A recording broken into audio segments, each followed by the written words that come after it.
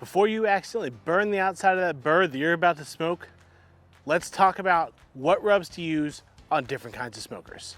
With Thanksgiving coming up and everybody smokes a bird on Thanksgiving, if you're here, you're probably gonna smoke a turkey. A lot of people try smoking for the first time on Thanksgiving, believe it or not. I've talked to tons of people where that's the case. And if you remember last year when we smoked our turkey on our Char-Griller Gravity 980, I told you it got a little darker than I wanted. I recently did that again, switching styles of smokers from the Gravity to an offset, using the same rubs I always use. For example, we're gonna talk about Cosmos Q Honey Killer Bee and Cosmos Q Dirty Bird today to talk about examples of what to use and what to watch out for. So on this channel, you've seen us use a combination of mainly, at least recently, Kamados, Gravities, and in the past you've seen us use offsets. Each one of the smokers has a very different way of delivering heat to whatever you have on it.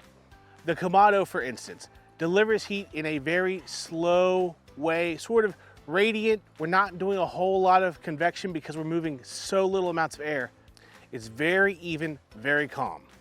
In those kinds of environments, you can use a more sugar first rub. And if you're not familiar with reading labels, if you look at the ingredients on anything in the grocery store, the most used ingredient is going to be the first listed. So for instance, on Honey Killer Bee, we've got sugar, salt, then honey powder.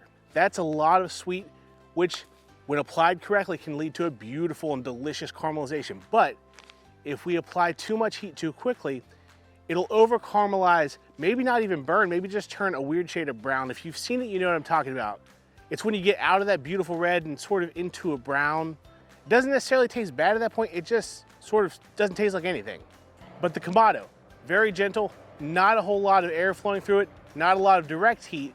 You can absolutely use sweeter rubs, if that's what you want.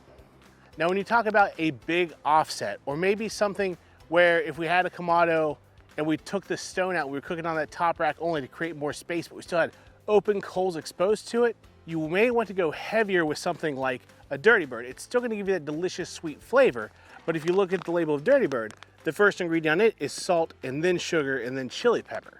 Again, you probably wouldn't guess that salt is the #1 ingredient in this because it's still sweet, still delicious, but it's going to hold up a little bit better to higher heat, higher convective areas, because the convective air is what gets you on things like an offset. On other things like more direct charcoal cooking, it's obviously the direct heat. But in those situations, you're gonna wanna go with something a little bit more salt first. Now, just to be clear, I'm not saying you can't use something like a honey rub in those situations, but perhaps you wanna go a touch lighter or even apply it later in the process so it doesn't have as long to be faced with those high heats, high levels of convection. And lastly, if your rub does over caramelize, don't worry about it. You can definitely fix it at the end. Or in the example of last year's turkey that we filmed on this channel, you can always cover whatever you're cooking with some foil to stop that convective air from flowing on it.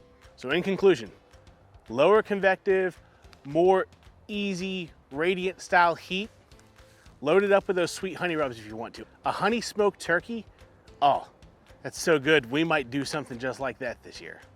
Higher heat, higher convection, go a little bit salt forward first, and if you want to sweeten it up at the end. But hey, watch for those turkey videos coming out next. If you want to see exactly what I'm talking about, meet me over here. Let's go see that beautiful bird.